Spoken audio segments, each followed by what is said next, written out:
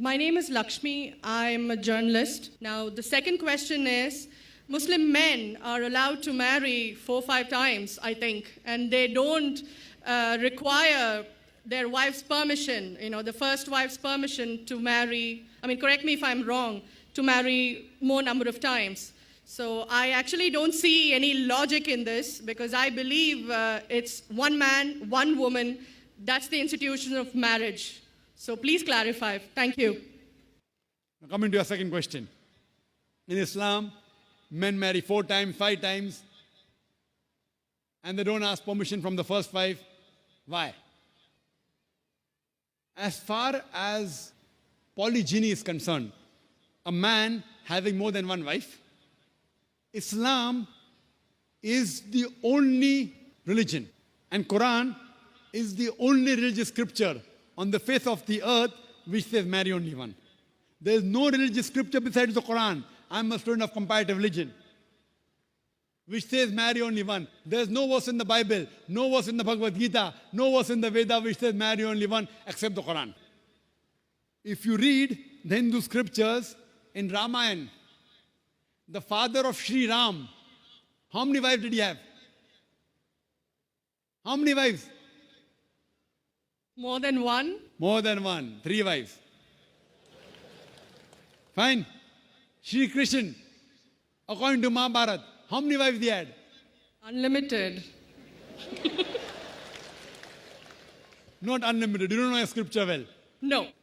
Did he have 4 wives? No. I have no idea. Not 4, not 100, not 1,000, 16,108 wives. How many wives he had? 16,108. So why can't we Muslims have 4? What's the problem? When Shri Krishna can have 16,108 wives, why can't we have 4? Further, if you read the Vishnu Purana, chapter number 24, verse number 1, it says a Brahmin can have up to 4 wives. If you read the Jewish scriptures, it gives you permission to have as many wives as you wish. If you read the Christian Bible, it gives you permission to have as many wives as you wish. If you read the Bible, Abraham had 3 wives.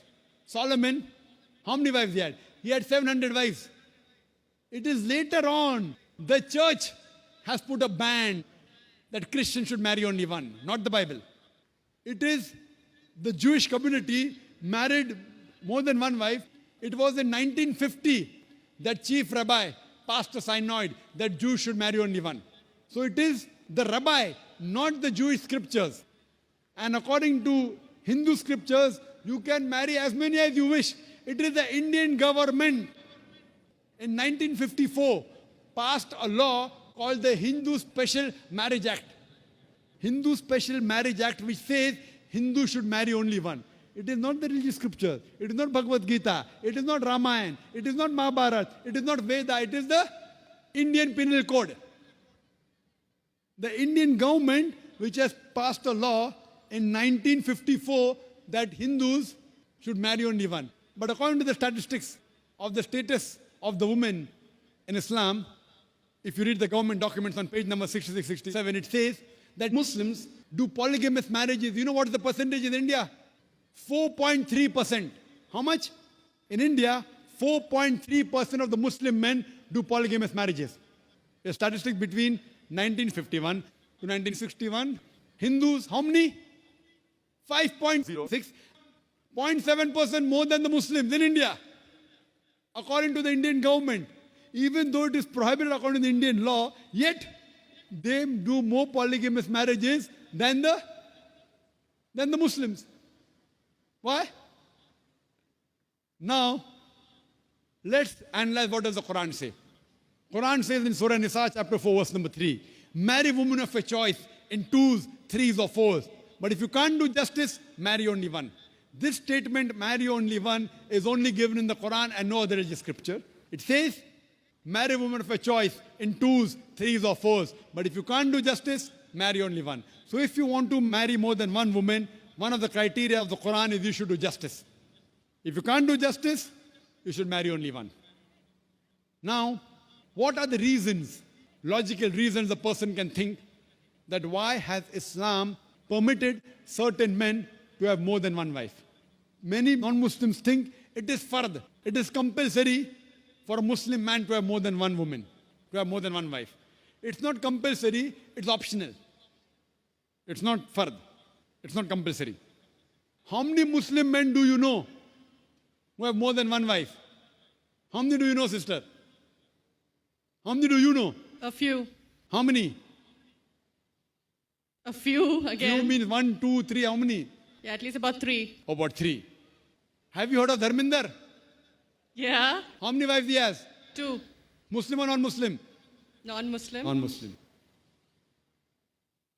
Your previous chief minister, what's the name? Jayalalitha. Yes. Hindu or Muslim? Hindu or Muslim? Hindu. Hindu, fine. Now these are famous personalities. Fine. How many famous personalities you know in India who have got more than one wife? The 3 you know may be locality, fine? Yeah. Local, maybe friend in your neighborhood, maybe your colleague. In India, there are more non-Muslims having more than one wife than the Muslims. Now let us understand what are the logical reasons. Come back to logic now. Now, by nature, if you ask any medical doctor, he will tell you, male and female are born in equal proportion. Girls and boys are born in equal proportion. But any medical doctor, any pediatrician, any children doctor will tell you that the female sex, the female child is stronger than the male child. That's the reason there are more deaths in the male children as compared to female children. So in children's age itself, the female children are much more than the male children. As life goes on, there are people dying due to accidents, due to alcoholism, due to war. There are more males dying as compared to females. Today, if you analyze in the world, there are more females in the world as compared to males. There are few third world countries like India where the male population is more than the female population. And do you know why? The reason is because of female feticide and female infanticide. According to an article, a program which came on BBC by the name Let Her Die, the program was assignment. There was a British reporter by the name of Emily Buchanan. She comes to India and she says that every year in India, more than 1 million fetuses are being aborted after they identified that they're females. She says more than 3,000 every day. You multiply, more than 1 million every year. According to the Tamil Nadu government hospital report, she gives the statistics, out of 10 female born alive, do you know how many are put to death? 4. Sister, did you know that?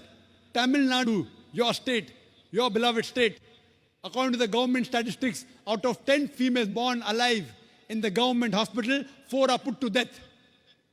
There are billboards put in Rajasthan and here, which says that spend 500 rupees and save 500,000 rupees. You know what does it indicate? Spend 500 rupees, do ultrasonography, do amniocentesis, identify the child you're carrying is a female, abort her, and save 5 lakh rupees, 500,000 rupees. Maybe a couple of 100,000 upbringing her, and the remaining 100,000 in dowry. If you stop this evil practice in India, our beloved country, stop the female infanticide, stop the female feticide. Even in India, the population of female will be more than the male population. If you see the rest of the world, if you see New York alone, there are 1 million females more than males. In USA alone, there are 7.8 million females more than males. In UK alone, there are 4 million females more than males. In Germany alone, there are 5 million females more than males. In Russia alone, there are 9 million females more than males. And God alone knows how many millions of females are more than males throughout the world. Suppose I agree with your philosophy, sister, you said, 1 man, 1 woman. If I agree with you, sister, with your philosophy, 1 man, 1 woman. And suppose my sister happens to be in America, or your sister happens to live in America. And suppose the market is saturated. 1 man, 1 woman, saturated. Yet there will be 7.8 million females who will not find life partners. 1 man, 1 woman. Now the option for these 7.8 million females is either marry a man who already has a wife or become public property? You say, Dr. Zakir Naik, public property, such a harsh word.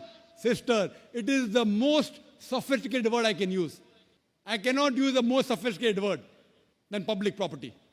According to the statistics of America, do you know, on an average, a man, before he settles down with a wife, he has 8 different sexual partners. Do you know that? On average, 8.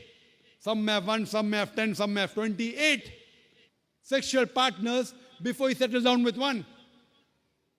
So the only option remaining, so if my sister happens to live in America, or if your sister happens to live in America, and the option is given to her, and suppose the market is saturated, every man has found a woman for himself.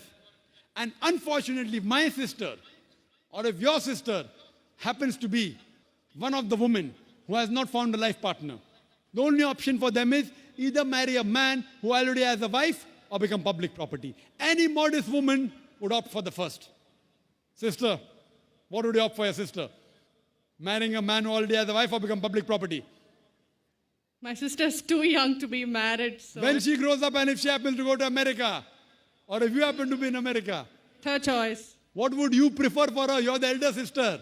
Would you prefer her becoming public property or marry a man who already has a wife and get equal rights? In Islam, if you have a second wife, you give equal rights. In America, the public property has got no rights. She's degraded. She's dishonored. In Islam, she has an equal right. She gets honor. What would you prefer for younger sister when she grows up? Sometimes it's difficult to speak the truth, sister, correct? Especially in front of such a large audience. Anyway, I've got your answer, sister. Thank you. And your silence speaks for that. So that's the reason in Islam, sister, men have been allowed to marry more than one wife is to protect the woman, not to degrade her. Regarding a question, is it compulsory that the husband should take the permission of the wife? It's not compulsory because if she wants to protect, if that man wants to protect another woman, a normal woman, I agree with you, sister, no woman under normal circumstances would like to share the husband. You have to agree. This is human nature. But if the woman is a good Muslimah, is a good Muslim woman, what she says, let a small loss take place to prevent a big loss. She will say, I know sharing my husband is a loss for me, but I would prefer letting a small loss take place for me to prevent my sister becoming public property. She's a good human being. So she would surely give permission to the husband to marry a second woman, if she's a good Muslim woman. But taking permission is not fard, it is preferable. But at least informing is a requirement so that he does justice between the two wives. Hope that answers the question, sister. Thank you.